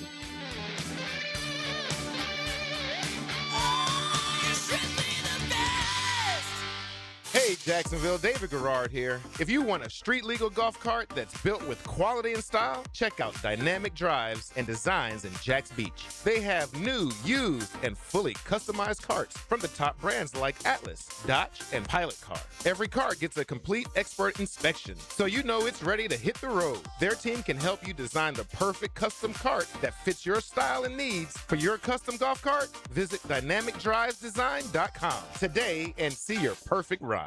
1010XL, presented by Farah and Farah, exclusive injury law firm of the Jacksonville Jaguars. Still present, ready. Farah doesn't flinch. Now, the Monahan's golden moment. Monahan Jewelers in Atlantic Beach, your local family jewelers. Back here on 1010XL at 92.5 FM in the city of Jacksonville. We are glad you are with us. The month of April has arrived. The NFL draft 2.5 weeks away. Boy, that's hard to believe. And the Jaguars made some big news on Friday with the re-signing of defensive end Trayvon Walker. Let's talk about all of it with Jordan DeLugo. DeLugo, Generation Jaguar. He's always kind enough to join us here on Hacker After Dark. Jordan, how you doing, man? I'm doing great. Obviously the big Trayvon Walker extension news and the draft, as you mentioned, it's finally getting real close. We're in draft month, so it's draft season in full effect. You're certainly a draft guy, and we'll talk about the draft in a moment. Let's go back to Friday. What was your immediate reaction to the re-signing of Trayvon Walker? It's obvious $27.5 million per year. Great money, right? For anyone, but it was lower than I expected for Trayvon. And obviously, if he was coming off of a season in which he didn't deal with injuries, maybe that number is higher. If he let this upcoming season play out, maybe that number is a lot higher. But I think it's great for Trayvon. He wanted to be in Jacksonville, and it's great for the Jaguars. I mean, James Gladstone, in my opinion, gets a relative deal here. I projected it to be 31 to 33 million just based on some of the other contracts that were signed elsewhere this year at the edge position and kind of the state of the market. But it's great for both sides. Who obviously Trayvon wanted to be here. The Jaguars wanted him to be here. Now that's locked in long term, and they also get to have, in all likelihood, some immediate cap relief for the 2026 season, to where they could potentially have extra drafts or not draft space, but cap space to potentially make a trade at some point, whether that be before the draft, after the draft, for the trade deadline, whatever it is. So it's good all around, in my opinion. No, I completely agree. I mean, Trayvon Walker's biggest flaw is that nationally he was taken in front of Aiden Hutchinson, and people use that against him, which is unfortunate because that has literally nothing to do with Trayvon Walker. From a football player standpoint, I think he's a very good player on the field. I think he's an unreal locker room guy. I mean, you want to talk about Jaguar DNA, the culture that they're trying to build here with Cohen, Gladstone, and Baselli. I mean, Trayvon Walker might be one of the poster child for that. I mean, he is unbelievable in that regard. And I agree. I thought $27.5 million, albeit very good money, I think brought him in, 12th or 13th among edge rushers, which I thought was a decent price tag for the Jaguar organization. Yeah, and I do wonder if maybe some of that had to do with Josh Hines-Allen's number, because as great as Trayvon has been, and again, he's only 25 years old, there's a lot of room to grow. He hasn't been a better player than, his running mate over there on the defensive line with Josh Hines-Allen, so that might have had something to do with it as well, I thought. But yeah, it's just a great value, and to have both of those guys locked up for the foreseeable future, I think is, and it's not just those two plus Trevor Lawrence. You're talking about your top two defensive ends and your quarterback locked up, and that's a great spot to be in. Jordan DeLugo of Generation Jaguar. You look at the defense as a whole with Trayvon Walker now in the fold, Josh Hines-Allen, obviously, Monteric Brown re-signed. We think Travis Hunter is going to be primarily a defensive guy. Prior to the draft, Jordan, how would you assess the Jaguar defense as it sits right now? I think your starting 11 looks very good. I think that there's some good depth at certain spots, but I think you've just got to figure out a way to get more pass rush. I think that they probably believe they have their cornerback situation solved. Like, obviously, Greg Newsome was a starter last year, and there was plenty of ups and downs on that side of the field. Monteric Brown was more consistent. Travis Hunter, when he was out there, was more consistent. So those are your guys, and you have Jarian and Jordan Lewis as well, and some other depth pieces. So I feel like coverage-wise, they feel good. They like their safety room. A lot of people point to linebacker as probably something that the Jaguars could address early in the draft, which they certainly could. It's a good linebacker class, but I think with Ventrell Miller and Branson Combs playing next to Afoye Oluokun, and then obviously Dennis Gardeck, when you have three linebackers on the field, I think Ventrell Miller can play as a starter in this league. I think we're going to find out how much the Jaguars believe that come draft night. But yeah, I think that the number one key defensively is just finding more pass rush. And it's not just that, Josh Hines-Allen or Trayvon Walker aren't good enough. They are.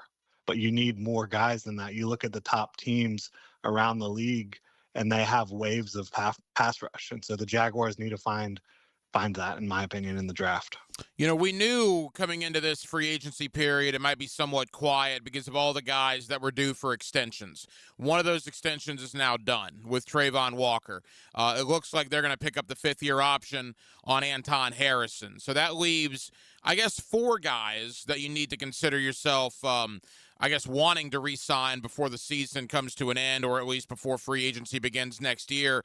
Obviously, the 2 big ones, Brenton Strange and Parker Washington, and then potentially you can almost lump Antonio Johnson in there, and then maybe Ventrell Miller, depending on his play this season. Let's begin with Parker and Brenton. Jordan, I made this comment last week. To me, Parker needs to be next up because worst-case scenario, you could franchise Brenton Strange. You're not going to franchise Parker Washington. So to me, right, Parker is the one that needs to be done next. What's your thought there? I don't see any reason both of them can't get done. Like, I don't think it needs to be either or. But yeah, I understand your point for sure. Like, if you're going to prioritize one over the other, you feel more comfortable with the number at tight end for the franchise tag than you do at wide receiver. Absolutely.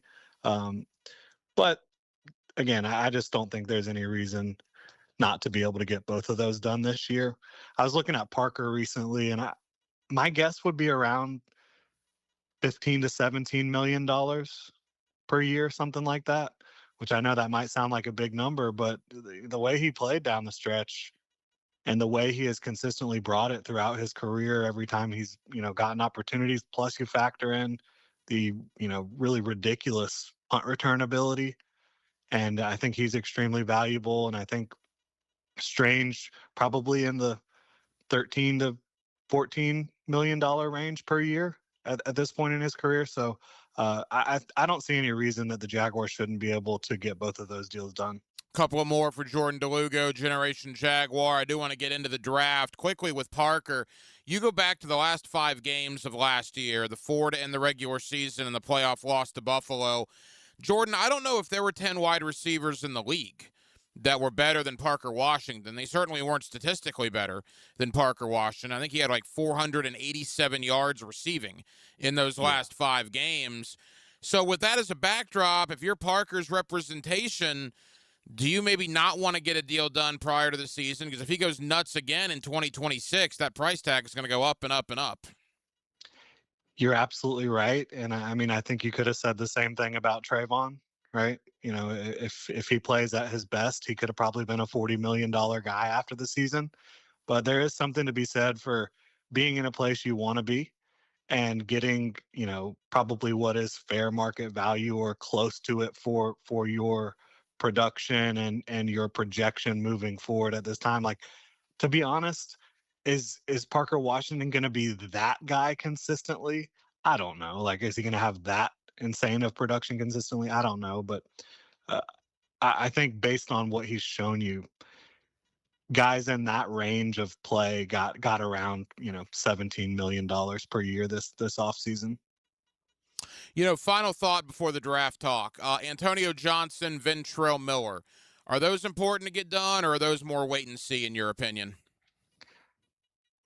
With Antonio, I could see it either way. With Ventrell, I would be surprised if they got a deal done early, just because, I mean, would a deal for him even be like a starter level contract at this point? Would they offer him that? It would certainly be at the low level starter level of contract. So I think he has the potential to earn himself a lot more money. With Antonio Johnson coming off the type of season he had, I could certainly see them wanting to get a deal done there, but they've also got some young guys in the pipeline. Haven't even seen Caleb Ransaw play yet. It's going to be fascinating with those two. And John Shipley did bring up a couple of good names that are more veteran players that I think is really interesting to keep an eye on too, which is Devon Hamilton and Ezra Cleveland. They're both going into the final year of their contracts, and they're really good players for the Jaguars. So I think everybody's focused on the guys we've talked about, but there's some veterans out there that could certainly be up for early contract extensions as well. Jordan DeLugo, Generation Jaguar. Anybody that follows Jordan on social media, you know that he's a huge draft guy. We're 2.5 weeks out from the NFL draft. Jordan, admittedly, I haven't done as much draft talk as I normally do because this is the first time in the history of the franchise that they don't have a first-round pick, which is pretty crazy to say. But what they do have are 4 picks in the top 100. So day 2, and I've been told day 2 is maybe the sweet spot of this draft. With what's gone on in the offseason, the arrival of Chris Rodriguez, the re-signings of, Gardeck and Monteric Brown, and now obviously Trayvon Walker, has that affected your thought process on what the Jaguars may do in round 2 and in round 3? Nothing. Well, I guess you could say maybe running back is more on the back burner. I was expecting them to definitely take a running back at some point, but maybe not that early, but at some point. But now it's like, how does a running back even make the roster with the way that they have that room kind of set up? When it comes to Gardeck, I expected them to bring him back. Like it just wasn't going to be a super expensive deal, and he's somebody that makes a lot of sense for them. So I wouldn't say it impacted my thought process too much, because my thought process this whole offseason has been more pass rush and finding ways to kind of evolve the offense. I think tight end can be that type of deal. Maybe another receiver to add a different element at some point. So yeah, that's where I'm at. I've talked to a lot of guys nationally that cover the draft, and it's the same names for the Jaguars at 56 and even 81 in some instances. It's Anthony Hill, the linebacker from Texas. It's Jacob Rodriguez, the linebacker from Texas Tech. It's Grayson Halton, the defensive tackle from Oklahoma. Trotter, Jeremiah's son, the linebacker from Missouri. I mean, where are you with those guys? Do you buy into that at 56 for the Jaguars? It would be somewhat unprecedented for, a James Gladstone. Obviously he hasn't been running his own draft for a very long time, but with what they did in LA, going 56 linebacker, that would surprise me. And it's not because those guys you mentioned aren't really good football players. I think they are, but they've got a couple good football players they believe that are ready to step up and compete. I do think that they'll address linebacker at some point, just because, as you mentioned, Ventrell Miller is going into a contract year, so they probably want to have something in the pipeline. But I don't know that they feel they need to go get that linebacker that early, even though I do like those guys. There's a lot of guys beyond the top of the linebacker class, and in this class that could be available on day 3 that they could feel pretty comfortable with coming in, competing, and obviously having to be special teams contributors as well. Does Caleb Banks intrigue you? Obviously, there was no chance he was going to be there at 56 prior to this foot injury. It's now, I believe, the second or even the third injury on that foot. And for a 6'5", 327-pound defensive tackle, that's certainly something worth noticing. But in our market, with Caleb Banks' proximity there at the University of Florida, that would raise some eyebrows, I believe, if Jacksonville went that direction. What's your thought there? Yeah, in fact, have a mock draft releasing at some point this week that if Caleb Banks is there at 56, obviously there is, at least from my perception, some risk with the foot. I'm not a doctor.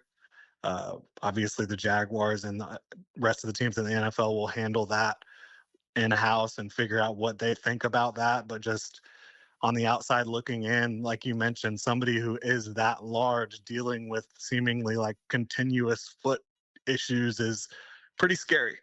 But the potential of landing somebody who I think has like legitimate perennial Pro Bowl upside at that spot that late in the draft, I think that's hard to pass up on. It certainly would be on the surface, and it fits a position of need because, Jordan, again, as we wrap up with Jordan DeLugo, you look at it, I think linebacker is a need, although I agree. I don't think they're going to take one in round 2 or maybe even round 3. I think interior D-line is a need. And look, I think they could still have some work in the secondary to do. Of the 11 picks, Jordan, if I go over under 7 defensive guys, what would you take?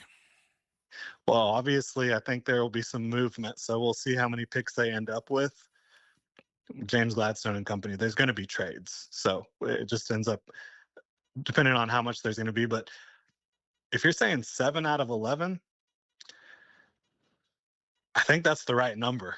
I really do, in terms of like the over under for it, because you're talking about 8. I don't know. I would probably push that at 7, honestly. Well, I think it's going to be a defense-heavy draft. I think is the point. No, I that agree. You're trying to make there. And you look at it, you look at the guys they've lost, right? Agba. Now, they haven't lost these guys yet, the guys that aren't going to be coming back, it looks like. Agba, Smoot, Austin Johnson, Dewey Wingard's gone, Devin Lloyd's gone, Greg Newsom's gone. I mean, that's a lot of defensive guys from last year's team they need to replace. We're on the offensive side of the ball. They lost ETN. He's already been replaced, I guess, with Rodriguez. They lost De'Ami Brown, but how much of a loss really is that? There was more defensive attrition than offensive attrition. I'm not trying to invent the wheel here. I'm just looking at the roster, and it looks like they need more defensive guys. Yeah, and I also think you could point at the defense as maybe the part of the team that was a little bit weaker down the stretch. That offense was unbelievable. The passing game, unbelievable. So as much as Camp and company did a great job with what they had last year, that defense really just could not match up with the Bills and Josh Allen in the playoffs. Again, the draft 2 weeks from Thursday up in Pittsburgh. Boy, that does sound weird to say. The Jaguars have 11 picks overall, but like Jordan said, likely some trading will take place. Jordan, tell the good folks here in Jacksonville, man, about Generation Jaguar and the coverage that you'll have leading into draft weekend. Yeah, YouTube, whatever podcast platform you listen to, you can find us, Generation Jaguar, Duval Daily, every single day. I've usually got a couple shows a day. Just the next few weeks, it is going to be very draft heavy. It has been for a little while here. The free agency didn't offer a whole lot for fans to get excited and talk about, but we are going to be previewing this draft hot and heavy, and you never know. You got to stay tuned in on these Jaguars because could they sneak back into the first round? It seems unlikely, but you never do know. But yeah, we'll have it all covered for you over at Generation Jaguar. Really appreciate you having me on, Hacker. Jordan DeLugo, Generation Jaguar. Jordan, know you're busy, man. Thank you as always for the time. We'll talk soon, pal. No, thank you. Have a good one. And thank you to Jordan DeLugo, Generation Jaguar, for joining us tonight here on Hacker After Dark as we look back at the re-signing of Travon Walker on Friday. Certainly a big deal. 4 years, $110 million, $27.5 million per year, as Travon now locked up long-term, along with Joshua Hines-Allen, obviously Trevor Lawrence, as the young nucleus, if you will, locked up. I mean, Travon Walker's, 25 years old? He's coming into year number 5 in the National Football League. I think it's a terrific deal that James Gladstone, Liam Cohen, and Tony Baselli struck with Travon Walker on Friday. Hopefully his best football is ahead of him. How will that re-signing affect what the Jaguars do in the draft? Well, certainly there is that conversation, right? We're 2 weeks from Thursday away from round number 1 of the NFL draft. The Jaguars currently sitting with 11 draft picks total, including 4 picks in the top 100. So it was good to get Travon Walker done. The question also now is what's next? Guys that are still due for extensions include Parker Washington, Britton Strange, potentially Antonio Johnson, potentially Ventrell Miller. Those are some of the younger guys. Then you have, I believe, with Devon Hamilton, Ezra Cleveland. There's a lot of guys that are due for extensions that are set to become free agents after the 2026 season. So is Travon Walker's re-signing simply the first of what could be a couple of these as minicamp and training camp approach? Again, the Jaguars report back to work on the 20th, and their OTAs begin the week of May 26th. They will then have a veteran minicamp in June, and then July training camp, and we will kick this whole thing off once again. Well, that will just about do it for a very busy Monday night edition of Hacker After Dark. We certainly appreciate you guys hanging out with us here on 1010XL and on 92.5 FM, and we have a ton of people to thank. Again, Jordan DeLugo of Generation Jaguar. Thank you to Ben Troop, former All-American tight end at the University of Florida, as we previewed the Gators spring game, talked about some other NFL and college topics as well. So thank you to former Gator tight end Ben Troop. Also Jamal St. Cyr of Channel 4 talking Jaguars offseason with us. Now, we will be back tomorrow night on a Tuesday, and we will do it all over again beginning at 8 o'clock. Aaron Williams was your producer. tonight. Aaron, great job as always. I'm the hacker Ryan Green. And again, Jacksonville, thank you for spending part of your Monday evening with us right here on Hacker After Dark, on 1010XL, and on 92.5 FM. So for all of us here on HAD, have a terrific remainder of your Monday evening, and we will talk to you again tomorrow night on a Tuesday beginning at 8 o'clock. Until then, good night, Jacksonville. 1010XL takes you inside the program director's